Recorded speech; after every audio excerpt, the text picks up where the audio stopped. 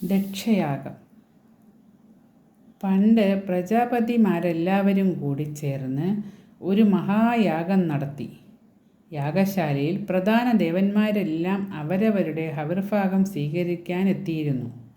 ആ കൂട്ടത്തിൽ ശ്രീ പരമേശ്വരനും പരിവാരസമേതം സന്നിഹിതനായി. ആ സമയത്താണ് ദക്ഷപ്രജാപതി യാഗശാലയിലേക്ക് കടന്നു വന്നത്. അവിടെ കൂടിയിരുന്നവരിൽ ശ്രീ പരമേശ്വരൻ ഒഴികെ മറ്റെല്ലാവരും എഴുന്നേറ്റ് ദക്ഷനെ ആദരിച്ചു. തൻ്റെ ജാമാതാവ് കൂടിയായ ശിവൻ എഴുന്നേൽക്കാതെ തന്നെ അനാദരിച്ചതുകൊണ്ട് കോപിഷ്ഠനായി തീർന്ന ദക്ഷൻ ഇനി മേലിൽ ഹവിർഭാഗത്തിനൊന്നും ശിവന് അർഹതയില്ലതായി തീരട്ടെ എന്ന് ശപിച്ചു. ശിവൻ്റെ ഭൂതഗണ പ്രധാനിയായ നന്ദികേശൻ ദക്ഷനെയും തിരിച്ചു ശപിച്ചു. യാഗത്തിൻ്റെ പ്രധാന പുരോഹിതനായ ഭൃഗുമുനി ഇതെല്ലാം കണ്ട് കുപിതനായി നന്ദികേശനെ ഭൂതഗണങ്ങളും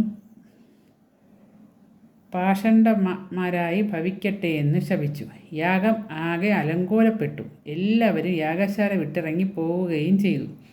ശ്രീ പരമേശ്വരനെ ആക്ഷേപിക്കാനും ഹവിർഭാഗാവകാശത്തിൽ നിന്ന് ബഹിഷ്കരിക്കാനും വേണ്ടി മാത്രമായി ദക്ഷൻ വീണ്ടും ഒരു യാഗം ആരംഭിച്ചു. നാനാദേശങ്ങളിൽ നിന്നും അസംഖ്യ ആളുകളും ദേവഗണങ്ങളും ദക്ഷൻ്റെ യാഗം കാണാൻ വന്നു തുടങ്ങി. ശിവനും സതിയും ഒഴിച്ച് മറ്റ് സകല ദേവപ്രകൃതികളും യാഗത്തിന് പ്രത്യേകം ക്ഷണിക്കപ്പെട്ടിരുന്നു. തൻ്റെ അച്ഛൻ അത്യാഡംബരപൂർവ്വം ആരംഭിക്കാൻ പോകുന്ന യാഗത്തെക്കുറിച്ച് കേൾക്കുകയും അത് കാണാൻ അനവധി ആളുകൾ നിരനിരയായി പൊയ്ക്കൊണ്ടിരിക്കുന്നത് കാണുകയും ചെയ്ത സതിക്കും അതിൽ പങ്കെടുക്കണമെന്ന് കലശലായ ആഗ്രഹം ജനിച്ചു. എന്നാൽ തൻ്റെ ഭർത്താവായ ശിവനെ ക്ഷണിച്ചിട്ടുമില്ല. ഭർത്താവിനോടുള്ള വൈരാഗ്യം മൂലമാണ് തന്നെ ക്ഷണിക്കാതിരുന്നതെന്ന് സതിക്ക് ബോധ്യമായി. സതി ഏതായാലും തൻ്റെ അഭിലാഷം ഭർത്താവിനെ അറിയിച്ചു. അവിടെ ചെന്നാലുണ്ടാകുന്ന വൈഷമ്യങ്ങളെല്ലാം ശിവൻ അവളോട് പറഞ്ഞു. എന്നിട്ടും പോകണമെന്ന് തന്നെ സതി ശാഠ്യം പിടിച്ചു. ശിവൻ പിന്നെ തടസ്സമൊന്നും പറഞ്ഞില്ല. സതി പിതൃഗൃഹത്തിലേക്ക് യാത്ര തിരിച്ചു.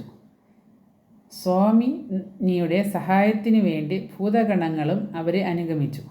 വലിയ പ്രതീക്ഷകളോട് കൂടിയായിരുന്നു സതി യാത്ര പുറപ്പെട്ടത്. തന്നെ കാണുമ്പോൾ അച്ഛന് ദേഷ്യമെല്ലാം മാറും.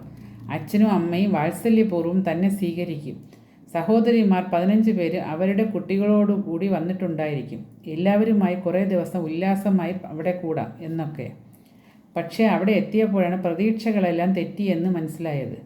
ഓരോരുത്തരുടെയും അടുത്ത് ചെന്ന് സ്നേഹാദരപൂർവ്വം വന്ദിച്ചിട്ടും ആരും അവളോട് ഒരക്ഷരം മിണ്ടിയില്ലെന്നു മാത്രമല്ല, അവളെ കണ്ടതായി പോലും ഭാവിച്ചില്ല. അവിടുത്തെ പരിചാരികർ പോലും അവർ കേൾക്കാൻ വേണ്ടി തന്നെ ശ്രീ പരമേശ്വരനെ ഓരോന്ന് പറഞ്ഞുകൊണ്ടിരുന്നു. എങ്ങോട്ട് തിരിഞ്ഞാലും അവജ്ഞാപൂർവമായ വാക്കുകളും നോട്ടങ്ങളും തന്നെ. താൻ അത്യധികം അപമാനിതയായി ഇരിക്കുന്നു എന്ന് സതിക്ക് തോന്നി.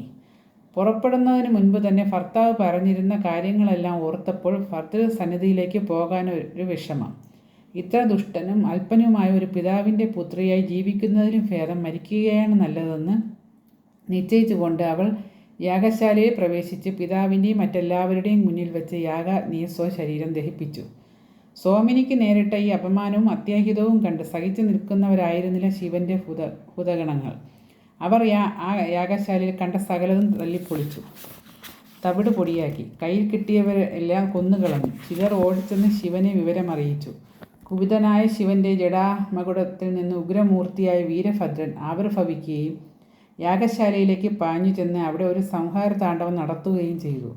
ദക്ഷൻ്റെ ശിരസ്സറുത്ത് ഹോമകുണ്ഡത്തിലിട്ടു. സംഭ്രാന്തരായി തീർന്ന താപസന്മാർ ബ്രഹ്മാവിൻ്റെ അടുക്കൽ അഭയം തേടി സങ്കടം ബോധിപ്പിച്ചു.